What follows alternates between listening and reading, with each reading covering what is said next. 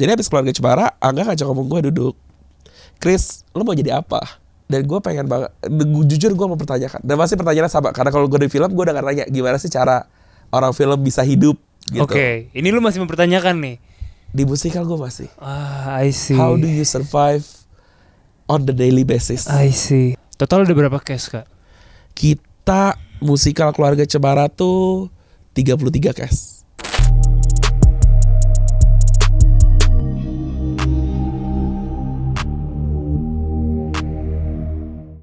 Yes, semuanya selamat datang di Tertanduk. Dan hari ini gue sangat senang sekali sudah duduk di samping seorang produser dan juga banyak banget lah kontribusinya di dunia film.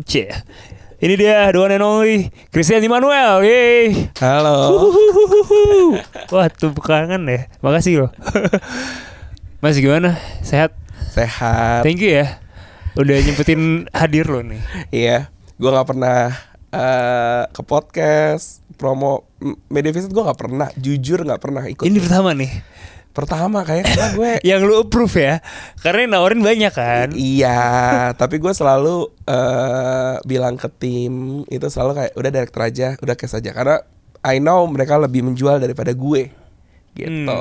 Jadi kayak for the sake of the project gue bisa nawarnya director gue aja. Nih ada pemainnya nih gitu. Gue gak pernah yang kayak gue dong Media Visit, gak pernah gue. Jadi gue nggak pernah meminta ataupun biasanya kalau ada yang nawarin gue langsung bilangnya pemain sama director gue aja gitu.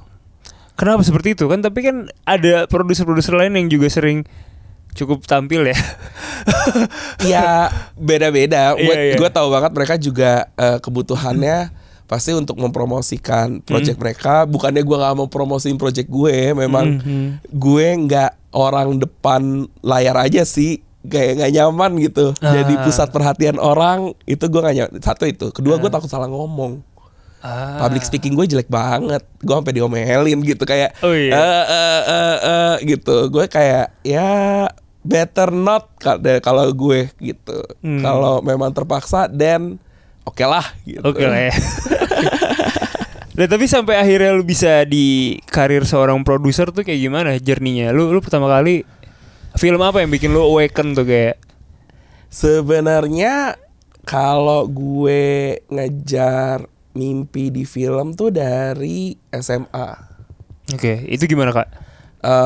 Gue bikin film pendek, gue submit ke festival. S director, S aktor atau apa? S director dan penulis. Oke. Terus gue mencoba submit, ada beberapa keterima, ada beberapa ketolak, dan it's okay. Gue nggak tahu cara ngebuat film pendek yang proper gimana. Dulu masih zamannya, untungnya udah zamannya handycam. Sony. Gue lupa deh. Apa? Ini DV yang tape kecil. Udah gila. Gede, tape kecil yang harus diekspor itu. Nah itu gue kayak oke, nih aman. Terus berkembang ke SLR. Oke. Awal orang beli SLR, bisa nih kayaknya buat bikin film pendek. Itu gue masih ngalamin. Tapi ngerekamnya masih 1 menit gitu kan? Apa udah bisa yang panjang? Apa? Pakai DSLR ngerekam videonya. Pendek-pendek kan? Iya kan, capek kan? Apa? Gue lupa deh, masih ribuan aja nih. Iya. Nah yang sekarang udah 1 digit, udah masih 1100 atau berapa deh gitu. Iya. Nah di situ gue bikin film pendek. Cuman gue nggak berani melawan orang tua gue. Lu anak pertama? Satu-satunya. Oke, terus apa? Gue akhirnya gue nggak berani. Di keluarga gue nggak ada sama sekali yang ada di dunia entertainment atau seni gitu. Semuanya entah wirausaha atau dokter, tipikal Chinese family gitu loh, yang mungkin gue masih terlalu tradisional, jadi nggak ada yang seni gitu. Gue akhirnya ikut ngambil teknik elektro. Nyambung tuh R1 apa rumus-rumusnya tuh. Ya I sama dengan A bagi R dan sebagainya gitu. Ya gue belajarin lah. Oke. Nyambung banget sampai di 2012. Itu SMA atau kuliah itu elektro? Kuliah, oke. Kuliah elektro. Jadi gue nggak berani kayak misalnya gue suka nih buat film, gue suka teater karena gue dulu anak teater. Terus tapi gue nggak pernah menganggap pursuing that itu possible. Jadi pekerjaan tuh nggak pernah kepikiran. Kayak dari SMA gue udah tahu bahwa pertanyaan orang tua gue, karena anak satu-satunya, bagaimana gue bisa hidup atau bahkan menghidupi orang tua dengan bikin film atau di teater. Karena gak ada panutan sama sekali. Di SMA gue alumni gak ada yang filmmaker. Di sekitar gue gak ada anak teater yang hidupnya tuh cuman main teater ataupun bikin teater gitu. Gak ada. Jadi gue gak pernah tahu apakah beneran ada orang yang bisa hidup dari film ataupun teater. Di Bekasi maklum, jadi masih secluded kayak. Lu Bekasi mana Kak? Gue juga Bekasi. Gue Bekasi Timur. Oh gue Jatiwaringin. Gue masih bener-bener pure Bekasi. Ya nongkrongnya cuma di MM. MM1, abis itu ada MM2. Terus kalau dulu namanya Hero. Oh iya benar. Jadi bener-bener belum ada Sumarekon tuh, belum ada tuh. Yang namanya kalau ke kota tua tuh udah keren banget rasanya. Iya. Kalau anak Bekasi gitu. Jadi ya ke Tebet udah keren kan kita ngerasanya dulu kan. Kayak ada apa? Wah, ada belum endorse nih. Komik Cafe dan sebagainya. Iya, Komik Cafe itu udah auto gaul. Gue gaul nih kesini. Anak Bekasi kan dulu gitu kayak datang ke kota tua, ke museum coba buat foto gitu. Gue keren dibanding teman-teman gue. Statement gitu. Gue. Ya, jadi ya gue sangat terbatas tentang informasi film dan dunia seni gitu. Tapi waktu gue kuliah semester 4 tiba-tiba gue ditawarin workshop ke Filipina. Di Manila dan Davao Island buat bikin film pendek. Workshopnya tuh 2 minggu. Wow. Keren dong. Film Leader Incubator yang ngadain tuh Korea. Gitu. Dan waktu gue pergi ngurusin visa dan sebagainya, waktu gue kasih tahu keterima gitu, bokap gue kayak oh ya udah, karena nggak percaya kalau itu bakal terjadi. Di momen dimana gue paling jauh kayak dalam umur hidup gue waktu itu, gue cuma baru sekali doang keluar negeri, ke Hong Kong. Udah. Keren. Dan itu lu keluar karena prestasi lo. Iya, kesempatan sih dikasih gitu. Karena gue pernah submit film pendek, akhirnya diundang gitu. Prestasi. Iya. Terus ya akhirnya gue ngurusin visa apa sebagainya. Gue pergi, pas pulang sebelum pulang orang Korea tuh kayak ngomong kayak, ya kita ngasih workshop gratis. Karena gue bener-bener purely gratis. Tiket pesawat gratis, penginapan gratis, ya kayak workshop film. Ya dia ada kali internasional kayak gitulah gitu. Keren lah. Sampai akhirnya di ending dia ngomong, kenapa sih ada workshop gratis? Bahkan lo dikasih uang jajan waktu itu per hari lo di sono gitu. Wow. Karena mereka berharap suatu hari nanti entah lo mau submit film lo kemana, lo submit film ke festival kita gitu. That's investment yang kita taruh ke kalian peserta workshop. Gue langsung kayak diem aja karena yang lainnya tuh anak film banget. Yang dari Thailand udah bikin film kemana, yang ini udah bilang kayak gue cuman film anak SM anjir gitu. Lu wakil Indonesia tapi kan? Iya, ada 2 orang gitu. Okay. Gue sama 1 perempuan gitu. Dia masih di industri gak? Terakhir gue denger dia di TV. Oke. Tapi gue gak tahu apakah masih atau enggak. Kerenan lu lah. Anjir. Oke, lanjut Mas. Pas pulang dari Filipina, gue dijemput orang tua. Di jalan pulang gue ngomong kayak gue panggil apa Pipi, kayaknya mau resign deh. Mau resign apa sih namanya? Keluar dari drop out. Keluar dari elektro deh. Berhenti kuliah. Mau ke IKJ aja. Wah, langsung ngamuk, berantem dari Soekarno-Hatta ke Bekasi. Di mobil yang dimana cuma ada gue, bokap gue sama nyokap gue bertiga. Berantem berat. Akhirnya gue nyokap defense lo gak? Enggak. Oh, semua nyerang lu? Iya. Apa gue dia, ya nyokap bokap ya valid apa yang mereka ya karena mereka juga nggak bisa nasihatin gue apa-apa kan, cara kalau lo mau masuk film gini nih caranya, nggak tahu juga mereka gitu. Akhirnya gue ngambek-ngambekan, kita buat deal. Kita buat deal. Setelah gue lulus elektro, kalau gue cum laude, gue boleh mencoba nembus industri film, terserah caranya gimana, dalam kurun waktu 2 tahun. Kalau 2 tahun gue nggak dapet, gue harus S2 elektro. Elektro lagi. Iya, gue nggak paham kenapa. Tapi lu suka atau enggak sebenarnya? Suka sama bisa tuh 2 hal yang berbeda kali ya. Kayak gue tahu kalau gue di hafalan jelek, gue milih yang pure, kagak ada hafalan sama sekali. Oh, oke. Tapi berarti kalau token listrik mati gitu lu ngerti berarti? Ngerti apa ngisinya? Iya. Ada di Google anjir. Gak usah kayak lampu rusak itu bisa. Gue paling jauh ya kalau lampu benerin pernah gue lampu tembak apa sebagainya. Genset gue pernah. Demi apa? Genset. Berguna dong berarti sebenarnya di karir lo sekarang. Iya. Berguna, nggak pernah gue pakai sih. Ada orang yang lebih ahli daripada gue. Wah, keren juga. Akhirnya ya gue ngemis pekerjaan. Gue inget banget gue kenal jadi waktu gue. Tapi lulus jadi cum laude. Iya. Keren. Dan punya 2 waktu, 2 tahun lah. 2 tahun. Gue ngemis pekerjaan beneran. Gue ketemu beberapa delegasi Indonesia yang ke festival waktu itu. Fun fact, gue ketemu Yandi Lawrence. Yandi Lawrence, respect dengan postingan yang terbaru. Gue ketemu Yandi Lawrence di Jepang. Abis dari Manila gue ke Jepang. Ini lanjutan workshop ya Jepang. Terus gue submit lagi ke Korea Selatan gitu. Dan beruntungnya gue itu berlanjut tuh 2012 gue ke Manila, 2013 awal gue ke Jepang ketemu Yandi Lawrence sama Mbak Lala Timothy.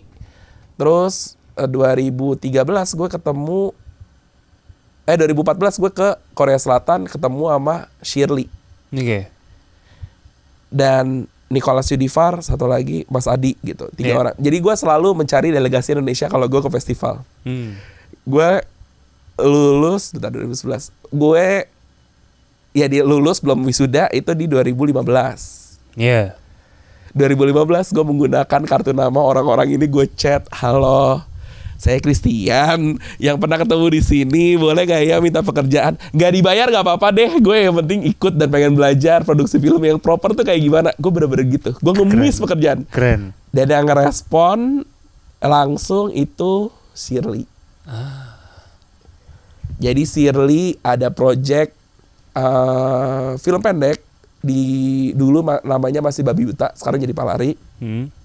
Palari Film. Palari Film. Film pendek dari ada orang Indo/Amerika mau bikin film pendek di sini. Gue jadi telkonya. Bareng Castina gitu. Dan di situ gue kayak dibayarnya cuman segini, gak apa-apa, gue udah bilang gue gak perlu dibayar gitu. Gue kayak di situlah gue ngerti, oh oke, cara mindset gue belum pernah produksi ya film proper, itu film pendeknya proper gitu. Buta banget gue akhirnya banyak nanya, banyak bacot. Ketemu Tumpal juga di situ di project itu. Jadi gue ketemu Shirley, ketemu Tumpal, ketemu Mas Edi, ketemu Mbak Dede gitu karena di project itu. Abis itu gue coba film ditarik jadi dari telco jadi telco lagi di film panjang. Oke. Palari juga? Bukan, itu dulu filmnya Mas Garin. Oke. Itu gimana ceritanya? Itu karena Casdirnya happy dengan kerja gue di film pendek, gue diajak lagi ke next project gitu. Oke, I see. Nyoba nih, akhirnya nyoba yang panjang. 1,5 bulan langsung. Persiapan 1,5 bulan. Syuting 1,5 bulan. Gue langsung kayak, oke, ini ya rasanya panjang. Dan akhirnya gue ngekos di Bintaro. Dulu PH-nya di Bintaro gitu, sektor 9. Oke. Deket McD. Deket McD, bener banget. Di ruko-ruko situ gitu. Oke. Dan kerja sama Mas Garin kan kayak ngelihat tiba-tiba Mas Iva lewat, Mbak Kamila lewat, gue kayak mau nyapa tapi siapalah gue gitu. Dan itu pengalaman film panjang pertama gue, ketemu Astrada Riri, ketemu syuting di situ pengalaman pertama lah buat gue, kayak oke, syuting film pendek kan masih segitu orangnya gitu. Film panjang tiba-tiba gue harus komunikasi sama Astrada sebagai telco, gue harus komunikasi ke setiap manajer, ngerti kontrak, sistem yang berbeda lagi gitu. Sama talentnya juga lu ini. Betul. Orang sini lebih banyak gitu. Iya, dan benar-benar hari terakhir syuting Mas Garin, Casdir gue bilang besok ke Visinema. Next job telco. Gue sih kayak belum punya jajakan yang stabil, gue sih kayak ayo gitu, walaupun baru selesai terus besok harus ke kantor jam 10 gitu. Gue kayak ayo, di mana kantornya? Di Cilandak gitu. Ketemu Visinema masih 3C dulu, masih ngeluarin film 1111. Gue inget banget itu. 3C itu apa artinya? Jalan Keramat nomor 3C alamatnya. Oke. Gue kira 3C itu ada kode. Dulu tuh 3C, jadi masuk gang lagi di ujung gitu. Rumah satu kecil, nggak terlalu gede gitu. Oke. Kan bener-bener pas masuk tuh masih kayak kelihatan rumah lah. Itu film kantor. Apa ya di tahun itu? Yang udah dirilis di sinema. Bentar. Sebelum Bukan 8. Bukan 8. Sebelum ya, karena apaan? Baru keluar. Kayaknya setelah Filkop, setelah Surat dari Praha. Setelah Filkop, setelah Surat dari Praha. Surat dari Praha udah rilis berarti ya? Iya, karena gue masuk ke Bukan 8 terus Filkop 2. Gitu. Oke. Terus ketemu lah Mangga. Ketemu sama Sabrina. Di situ gitu. Awal nggak, makin tempat baru nyaman di satu tempat, pindah lagi ke tempat baru, kenal lagi sama orang baru. Gue kayak mungkin ini kali ya hidup freelance gitu. Karena kalau gue magang di teknik elektro pun gue ya sekantor seumur hidup sampai ada yang resign gitu. Iya sampai ada Jeko keluar. Nah yang kayak gitu. Jadi kayak di Visinema sistemnya beda lagi. Gue mencoba mengerti lagi gimana dan sebagainya. Akhirnya gue berlanjut sampai beberapa project jadi telco. Sampai di project terakhir Love for Sale. Berarti Bukan 8, Filkop 2, Love for Sale. Nah Love for Sale nih gue ditawarkan jadi 2 jabatan. Apa tuh? Casting director dan Astrada. Karena Anggia Karisma, Teh Anggia tuh nanya ke gue, Chris ini deh, ya Teh, kamu tuh sebenarnya mau jadi apa sih? Jujur, kalau mau bilang director kayaknya luar biasa songong gitu, karena gue nggak ada pengetahuan sama sekali tentang film kecuali dari workshop 2 minggu itu gitu. Di Filipina. Dan gue bilang aku sih pengen ngedirect, tapi aku juga tahu bahwa aku masih panjang. Kayaknya pengen coba jadi Astrada. Yang nggak tahu juga tugas Astrada selain bikin schedule apaan waktu itu. Mau nyoba jadi Astrada. Mungkin karena aku pengen lihat cara Mas Angga menentukan creative decision. Ya gue gak gangguin dong. Astrada kan gak gangguin creative decision gitu. Jadi gue pengen tahu aja why he does that, why ini yang dipilih daripada itu gitu. Akhirnya gak lama 2 bulan atau 3 bulan setelah itu gue dipanggil. Produsernya dulu Cory manggil gue ke kantor di tengah liburan. Gue baru kayak libur tuh baru dapat. Jadi waktu itu beruntun. Gue kayak ini tahun berapa? Ini tahun 2016 akhir. 2017. Berarti udah di ujung 2 tahun nih. Di ujung 2 tahun. 2017. Nice. 2017 karena rilisnya KC 2018. Iya benar 2017. 2 tahun udah banyak film lu kontribusi berarti. Betul, hebat berarti. Tapi kan gue gak dianggap stabil. I see, lanjut. Oke, ceritanya terus. Karena gue kayak gak negosiasi, langsung kayak iya gue ikut. Oke. Terus jadi casting director dan jadi Astrada 2. Astrada itu ada berapa sih? 3? 2? Normally ya tergantung besar project sih. Biasanya normally 2, tapi kalau memang projectnya besar, perlu extras yang banyak dan perlu bantuan, Astradanya ada 3 gitu. Baik. Gue abis dari Love for Sale, gue terima pertama kali jadi casting director. Iya gue gak casting orang, tapi kan nentuin scene mana yang buat di castingin peran khusus kan belum pernah gue. Cara sejauh mana gue boleh ngasih tahu karakternya biar nggak jadi template kayak misalnya Akbari coba casting ya, jadi Rudy. Kalau gue bilang Rudy ini di scene ini dia pemarah, dia bentak-bentak banting meja, pasti lo akan tiru persis. Daripada gue kasih skrip ya, lo baca, terus gue jelasin background story karakternya. gini ya, Akbar ini orang yang dulu pernah ditinggalin sama ibunya. Gue bikin Di rumah saya momen Uta ini, Hagen tuh ya. maksudnya di momen ini lo kayak ke-recall nih Iya. trauma lo karena cewek lo mau pergi aja gitu aja. Which is itu akan jujur dari lo. Iya. Lo menempatkan diri lo di situ. Dibandingkan gue bilang nanti lo banting meja dan sebagainya. Nah gue takut ya kalau di momen itu bagus, pas syuting nggak bagus. Karena yang ngedirect pas syuting kan nanti Bukan lu. bukan gue dan bukan ranah gue juga buat ngedirect pemain gitu. Jadi gue akan hanya ngasih general and condition biasanya kalau ke kondisi siapa karakternya untuk di casting ini gitu. Dan biarkan yang casting mengeksplor sendiri.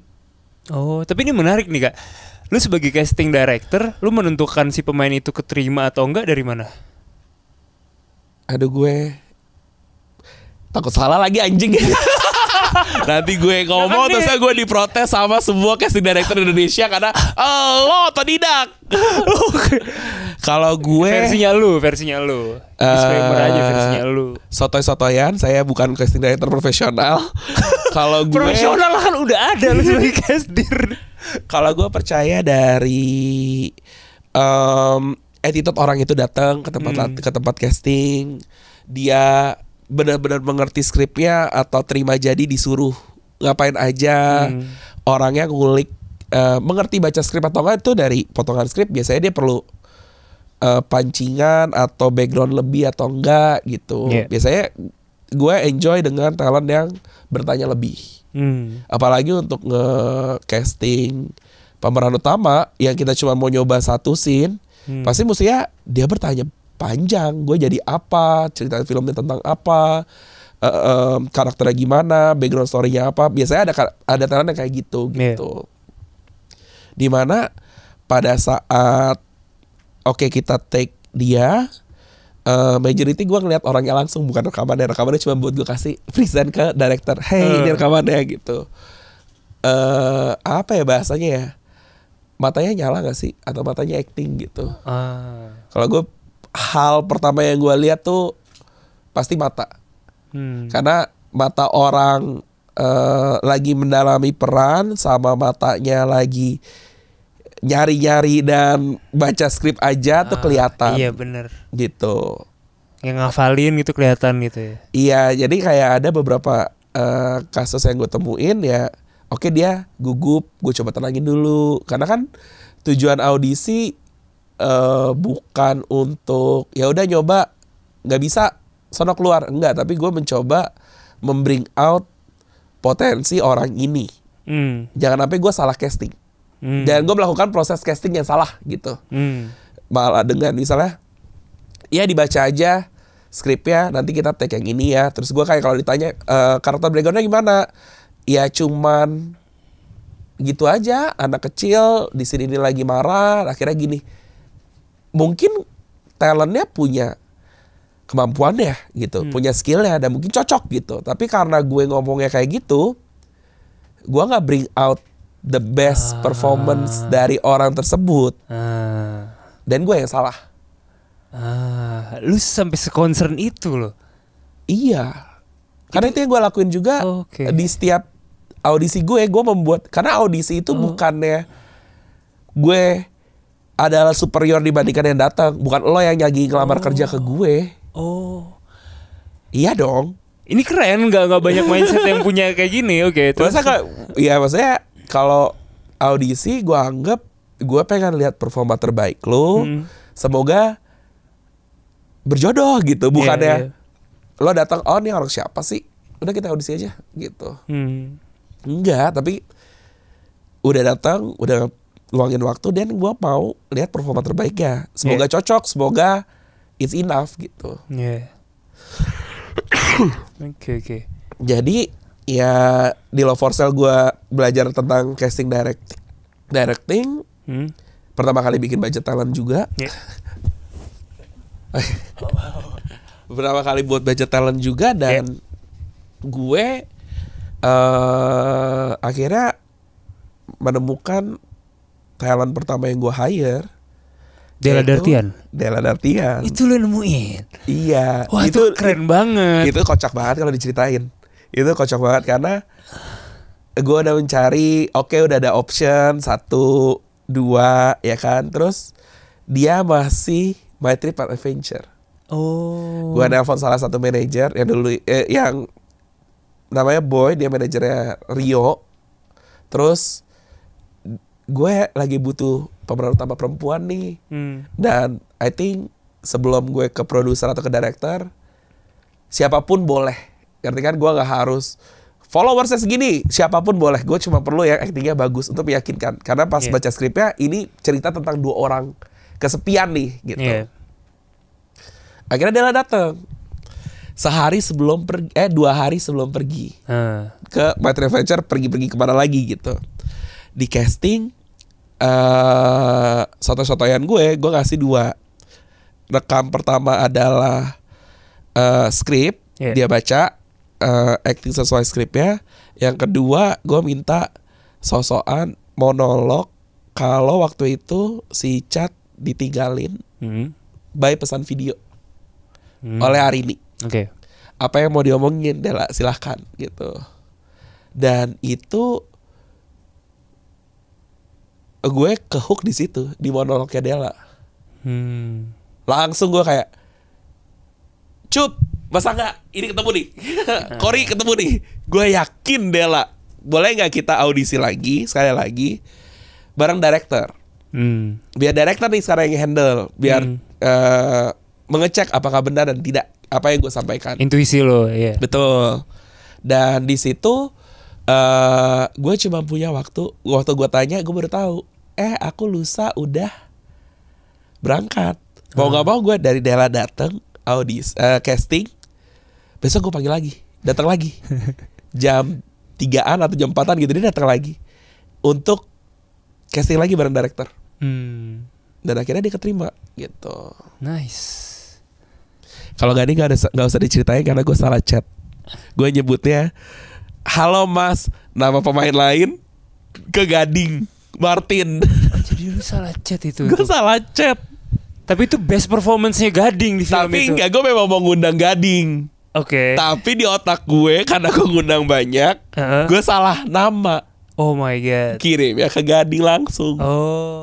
Dan gue memang mau ngundang Gading. Iya. Karena gue minta nomornya dari Ciko. Iya. Cik, gue mau coba deh Gading Martin kalau main jadi pemeran utama itu gimana? Oke, ya udah nih nomornya langsung. Belum nomor manajer, nomor dia langsung. Terus gue namanya salah. Malu dong. Dan gue dikerjain anjing sama dia kayak, aduh ini bukannya ini. Gue kayak, terus, Mas Gading maaf banget aku. Lu deg-degan pas buka chat ya. Gue kayak deg-degan parah gitu kan. Dan itu gue during promo Philcop 2. Anjay. Gue jadi tim salah satu tim event. Gue pernah kayak anjing gue salah chat gitu. Akhirnya dengan baiknya dia masih mau datang casting. Tapi gue gak mau buang waktu kayak Della, takut ada kesalahan kayak Della. Terus gue punya waktu buat ketemu sama director atau produser. Akhirnya gue casting Gading tuh langsung dengan director. Karena ada momen spark lagi di monolog. Gitu. Jadi gue kayak kalau scene mungkin enggak, kalau monolog iya, jangan-jangan memang perlu waktu berproses talentnya gitu. Nih kalau monolog dia bisa banget, bagus. Gue nahan nangis pas Gading monolog. Ya adalah gue meminta dia bikin video tentang apa gitu. Terus tapi gue nahan nangis kayak, gue yakin Gading. Akhirnya Love for Sale Della dan Gading gitu. Dan booming sih. Ya. Terus gue abis dari Love for Sale, gue ke Keluarga Cemara, nge-casting lagi di situ. Lu gimana menemukan ini si Agus Ringo? Kalau Ringo Agus sudah dari awal ya, sebelum saya, karena castingnya sudah bermulai dari produser. Karena saya ikut syuting Love for Sale as Astrada 2. Jadi pada saat gue selesai, diajak buat jadi castirnya Keluarga Cemara, gue hampir mengaudisi lebih dari 30 anak JKT48. Banyak tuh. Banyak. Semuanya tuh audisi tuh ya, yang generasi mereka tuh ya. Iya. waktu masih Generasi 5 Zara. lupa gue, iya banyak deh gue audisi 45. yang makanya kan di Keluarga Cemara ada beberapa kan anak JKT-nya. Ada Zara, ada Citra, ada Betul, ada Citra. Duh siapa ya namanya? Devanka, Ada Vanka, ada Melati, ada Melati, benar. Ada Bukan. satu lagi, ada 4 Satu lagi ya. yang jadi anak barunya Wolf Girl. Cinhap ya, bukan? Cindy Hapsari. Betul. Gila, gue betul semua ya. Oke. Akhirnya ya kayak gitu. Terus Ringo udah keterima mencari emak, mencari Ara, mencari Eis, terus mencari Romli, mencari Cesalmanya. Dinamikanya yang berbeda banget dengan Love for Sale. Oke. Kalau tadi kan berarti kan ada 2 tahapan tuh si Dela. Kalau ini gimana? Tahapannya gimana? Langsung sama Yandinya. Oh, jadi kalau sama director tuh udah tinggal 1 tahapan berarti Kak? Atau gimana sih sebenarnya? Sebenarnya enggak sih, bisa 2 juga, bisa 3 bisa ada juga. sistem kandidat lagi gitu. Benar, karena nggak ada rulesnya berarti. nggak ada rules ya. Hmm. Karena ya pasti biasanya casting itu adalah persetujuan bersama. Gitu. Tapi specifically Yandi tuh mau terlibat di casting. Pengen lihat langsung juga orang yang dibawa gitu. Jadi ya gue present videonya ke produser, ke executive producer gitu. Nah KC benar-benar dinamikanya agak sedikit berbeda karena Love for Sale gue join sebagai casting director sebelum skripnya matang. Setelah skripnya matang. Oke. Di Keluarga Cemara karena Yandi, Bagina, Tehanggia itu selalu di kantor. Gue melihat dinamika mereka, cara berdiskusi untuk menghidupkan kembali Keluarga Cemara gimana. Dan bagi gue cara mereka berproses sangat menyenangkan gitu. Dan gue ngiri pada saat itu karena gue nggak ada di bagian proses itu. Yeah. Gue beruntung masuk sebagai casting director, tapi kan gue melihat mereka cara berdiskusi scene apa, gue kayak pengen gitu. Akhirnya setelah Keluarga Cemara, by the way sampai Love for Sale gue masih ngajar teater. Gue jadi ngajar ekskul itu. Ekskul? Ya gue ikut di SMA. Gue bolak-balik Bekasi buat ngajar ekskul itu. Sambilan? Dedikasi sih kayaknya ya. Kayak pelayanan gitu. Emang pelayanan ya. Okay. Kayak memang alumni biasanya menjadi pelatih gitu. Berarti keren dong, akan ada Christian Immanuel berikutnya dong, yang kayak dia ngeliat, oh ini ada yang berhasil nih. Terima kasih Covid, sepertinya ekskulnya udah bubar. Ya ekskul seni gua rasa akan sangat sulit bertahan deh kalau vakum 2 tahun, dan apalagi udah beda generasi. Alumni base bukannya kita panggil profesional gitu. Jadi kita melihat juga kelemahan dari alumni ke alumni gitu. Kan nggak mungkin alumni, karena pasti kalau yang bertahan dengan sistem kekeluargaan gitu, vakum 3 tahun hilang 1 semuanya dari sekolah, nggak ada teater tuh. Benar. Jadi ya sepertinya sudah tidak ada ekskulnya. Oke. Tapi apa alumninya gue masih berhubungan. Sama beberapa murid gue. Buktinya gue ajak main di Terlalu Tampan jadi ekstras di sekolah perempuan deh. Itu anak teater gue beberapa. Itu banyak anak teater lu. Iya, karena gue kayak ada adegan acting kayak gini, gue panggil aja lah anak teater gue. Sini semuanya, gue kenalin sama Sabrina. Gitu. Jadi habis Keluarga Cemara, Angga ngajak ngomong gue duduk. Chris, lo mau jadi apa? Ini lagi nih, tadi sama istrinya, sekarang suaminya. Awalnya sama Angga, sekarang sama Angga. Lo mau jadi apa? Aduh, gak tahu lagi mas. Enggak, lo mau jadi apa? Oh, gue gak tahu. Gue sebutnya, gue maunya ada di triangle system sih. Entah jadi director, entah jadi writer, entah jadi produser. Di situ juga dia jawab, lo mau jadi produser? Mau. Ya udah, besok diurusin. Akhirnya gue in-house lah divisi Dewa. Wah, gokil. Gitu. Jadi gue April 2008 enggak 2017. Oh pas dong 2 tahun. Iya. Lu menepati janji dong. Menepati lulus janji. Akhirnya gue tidak in-house. S2 elektro. Oke, nice. Gitu kalau gue. Film pertama sebagai produser apa? Co-producer itu Terlalu Tampan bareng Sabrina. Kalau produser Bridezilla bareng Ucup. Bareng Ucup. Oke. Gitu. Oh, nice. Kalau boleh dideskripsikan nggak definisi pekerjaan produser film tuh apa sih? Kayak gimana sih? Apa yang dikerjain gitu? Kalau supaya orang awam bisa ngerti gitu. Iya. Kalau gue rasa kayaknya setiap produser beda-beda cara ngeproduce ya gitu. Intinya adalah bagaimana caranya dari project menjadi produk akhir. Makanya sebutnya produser gitu. Memproduce hasilnya gitu. Tapi kalau daily basis ya mungkin banyak yang mengira produser tuh cuman ngurusin budget gitu. Iya, banyak yang mikir gitu. Tempat, lokasi, izin gitu-gitu. Betul. Yang dimana sebenarnya ada orang-orang yang lebih jago dari produser bisa melakukan itu. Ada line produser, ada banyak lah gitu dari sisi produser itu sendiri. Yang produser, kalau again saya bukan produser profesional. Dari tadi semuanya tidak profesional. gue kayak tidak pernah ngomong di tempat di sosial media, jadi gue kayak produser menurut gue itu adalah memastikan visi, mimpi, dan janji itu deliver pada saat produk akhirnya. Visinya mungkin gue punya suatu tergantung proyek dari mana ya. Contoh film MRS tuh visinya apa? Itu Mas Angga yang punya visi. Oke, beda. Terus ya tapi gue di situ jagain mimpi gue. Gue ngomong ke Angga. Di MRS ini ya ini adalah proyeknya Mas Angga, kreatornya adalah Mas Angga.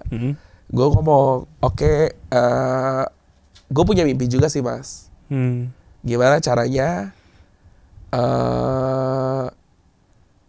bahwa MRS ini menjadi proyek terbesar yang pernah gue pegang.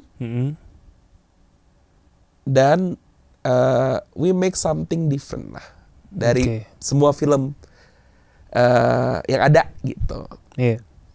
Janjinya harus sukses gitu. Jadi 3 itu yang gue jagain. Visinya Mas Angga, mimpi gue untuk mempunyai sebuah film yang berbeda, sama janji bahwa karena ini proyek terbesar ya Visinema, ya we cannot afford to fail gitu. Jadi dinamikanya gua dengan Mas Angga adalah Mas Angga sebagai kreatif tapi dia sangat melibatkan gua dalam sesi kalau begini gimana,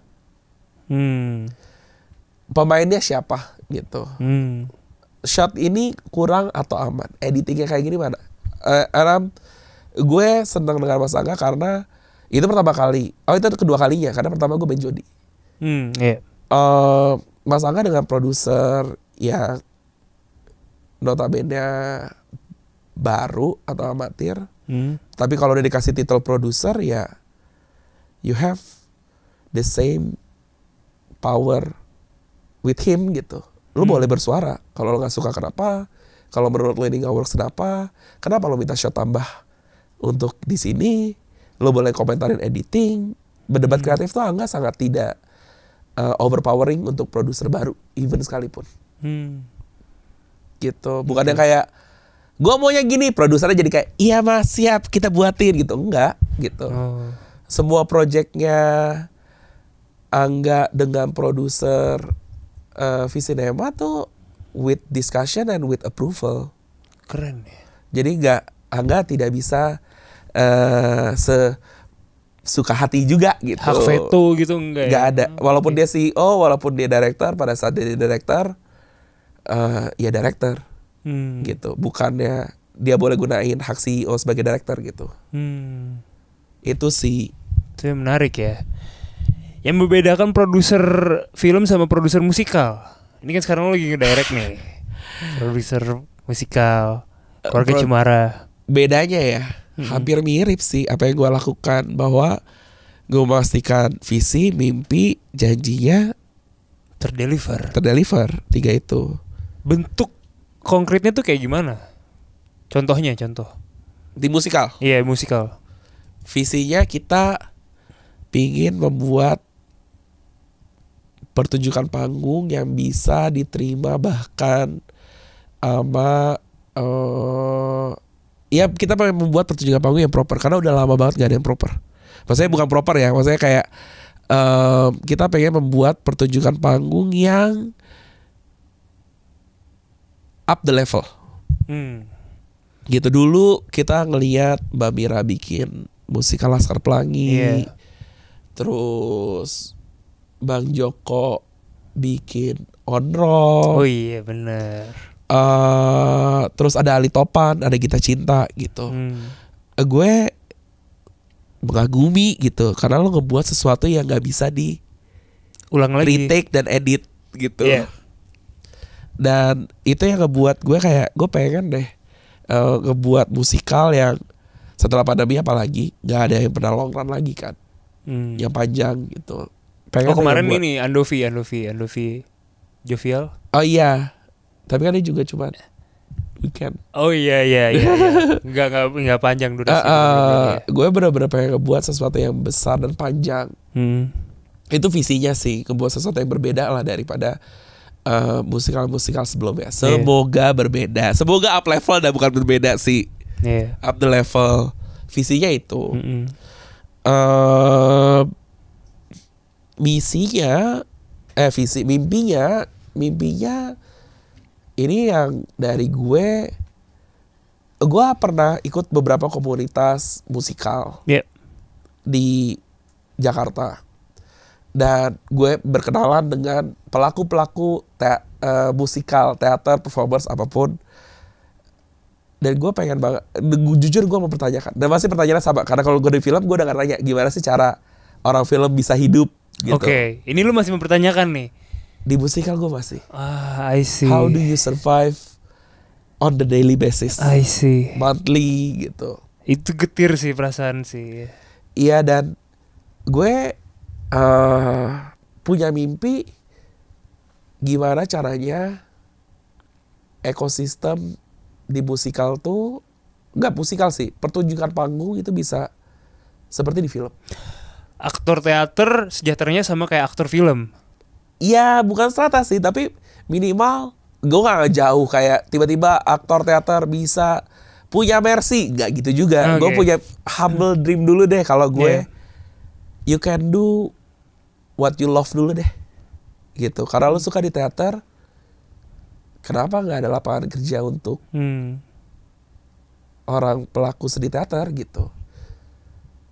Jadinya ya gue punya mimpi itulah gitu. Karena berkenalan dengan pelaku teaternya dan sebagainya.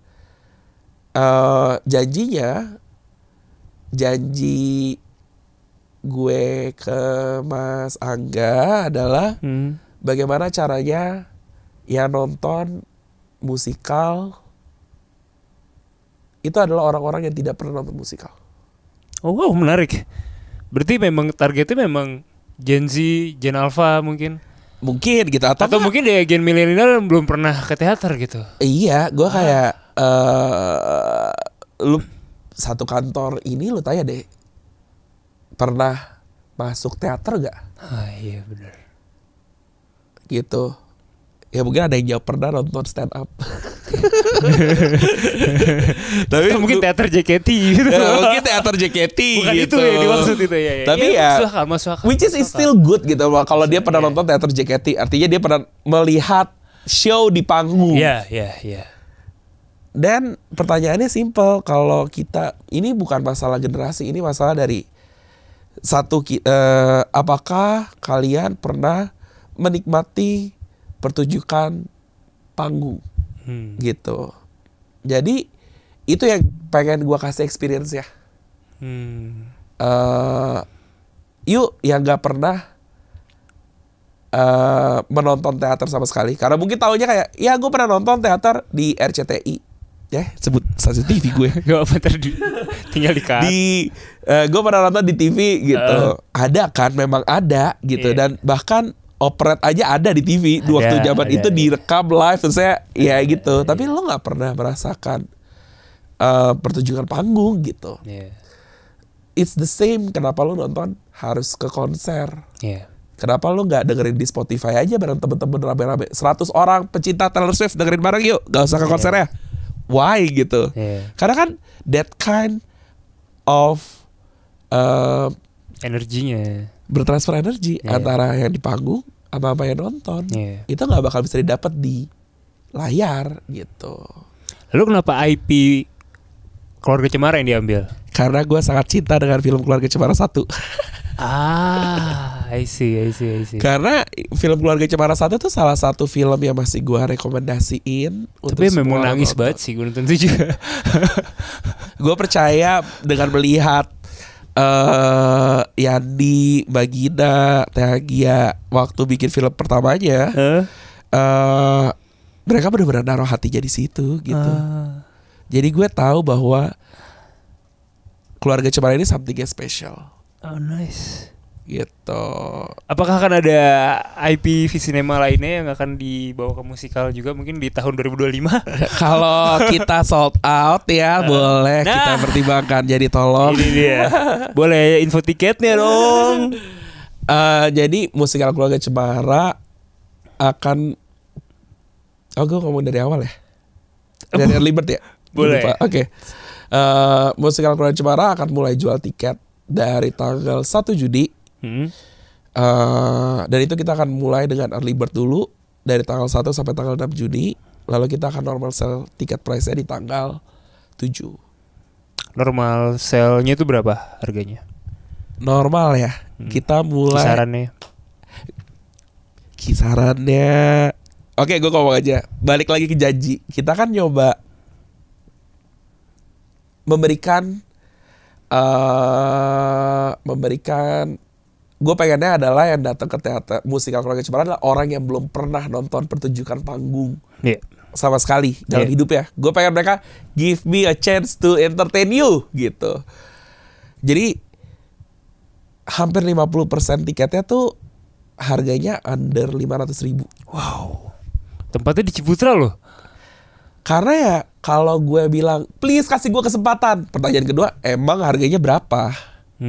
Dan itu yang menjadi salah satu yang di-approve Mas Angga untuk kalau lo mau get the new market, ya lo gak bisa pasang harga tinggi. Make sense. Make sense bagi gue. Dan makanya kita hampir 50% itu under dari 500.000. Untuk orang kayak gue teriak nih, yuk kasih gue kesempatan untuk memberikan pengalaman magical di panggung. Oke, lo udah sering, gue tahu lo sering ke bioskop. Dan kenapa lo gak mau coba kasih kesempatan di panggung dengan durasi yang sama? Gitu. Berapa jam nanti pertunjukannya itu? Kita show 2 jam 15 menit. 2 jam ya hampir 2,5 jam lah. 2,5 jam lah. Dengan itu 30 menitnya 15 to 20 menitnya adalah istirahat di tengah. Nice. Oke, dan nanti akan ada berapa show sih? Kita dalam sehari itu dari tanggal berapa sampai berapa dulu deh? Oke. Nanti kita dari tanggal 21 Juni first show sampai 14 Juli. Ini gila loh, hampir sebulan loh. Ini panjang banget loh. Hampir. Bener. Tadi gue pikir musikal panjang ya memang udah lama sih kita. Gak ada. Iya, itu ada. dia. Yang lain cuma di weekend ya. Iya.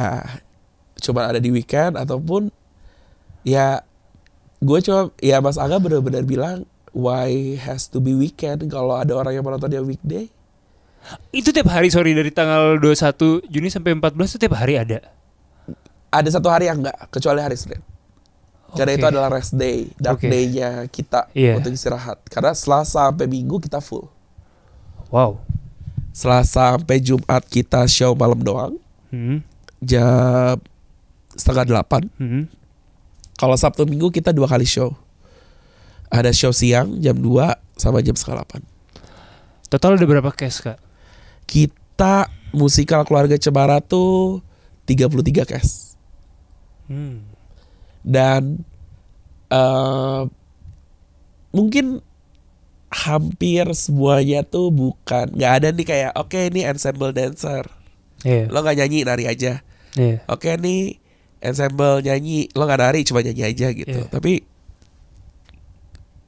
scriptwriter, director ya tahu pada saat kita mau mengadaptasi dari film Keluarga Cemara jadi musikal, ini tuh ya cerita tentang Mbak Arais. Tapi yang menariknya lagi adalah pengen membuat dispensasi antara waktu keluarga ini di Jakarta, di kota, ataupun pada saat ada di kampung. Jadi hampir semuanya tuh punya karakter. Gak pernah ada yang kayak oke, ini penari aja gitu. Enggak ya, dia ada background story-nya sih orang ini, ada karakter booknya ada lagi. Karakternya gitu. Dan okay. kita bahkan kasih setiap orang kita kasih highlight scene untuk dia gitu. Sehingga dia gak cuma jadi oke, dancer silakan ke sebelah, gak usah ikut latihan sih, nanti lo di blockingnya pas selesai nari gitu. Enggak. Oh nice. Gitu. Nice. Dan ada sedikit lagi diusahakan director gue, ada sedikit tweak, kejutan-kejutan yang kayak kita tahu bahwa ini orang taunya ini dari layar, entah itu dari layar TV atau dari layar bioskop. So ada sedikit tweak dari kita, menontonnya tuh jadinya tidak seperti nonton pertunjukan musikal biasanya gitu. Oke, nice, interaktif begitu berarti. Bukan masalah interaktif ya. Kalau interaktifnya experience-nya pasti beda ada. nih, pokoknya experience-nya beda. Oke, gitu. Siap. Kayak kita tahu kenapa orang kayak kenapa sih lo nggak mau nonton musikal gitu. Either waktunya nggak pas karena lo cuma perform 3 hari dan lo udah punya schedule. Masuk akal. Masuk akal. Jumat Sabtu Minggu kayak nggak bisa. Gue Senin Jumat kerja, Sabtu Minggu gue harus keluarga gitu, which is fine gitu. Dan apalagi yang lain, mungkin gue bosen nonton, gue nggak suka yang lama banget nontonnya gitu. Dan kita riset kenapa, dan kita coba nggak kayak gitu di musikal Keluarga Cemara. Oh nice. I don't know ya kalau menurut orang bagus atau enggak. Makanya langsung dibuktikan saja, nanti bisa langsung datang ke sana. Kita jadi udah beberapa kali open rehearsal. Jadi table read kita open, ada beberapa media dan komunitas yang nonton. Kita run through Act 1 juga open. Responnya sih luar biasa ya gitu. Wow. Aku pengen datang dong. Iya. Siap. Gokil, jadi jangan lupa buat langsung aja nanti beli tiketnya bisa di mana, Kak? Bisa di loket.com. Oke, dan ditonton dari tanggal 21 Juni sampai 14 Juli 2024. Dan kalau tadi dibilang sold out kan, nanti kemungkinan nanti akan ada IP berikutnya nih. Apakah Cahaya dari Timur? Apakah Love for Sale? Apakah NKCTHI? Wow, banyak kemungkinan yang terjadi gitu ya. Jadi jangan lupa buat ditonton karya terbaru dari Kak Christian Emmanuel. Dan nanti juga aku bakal main di filmnya Kak Christian. Ya berjudul boleh gak ya? Gak tahu produser. Pokoknya akan ada lah di tahun ini ya. Yes. Ya, jadi jangan lupa ditonton juga nanti. So, gue Akbari, gue Christian. terima kasih banyak sudah tertanduk. Terima kasih banyak. Sehat-sehat, Kak.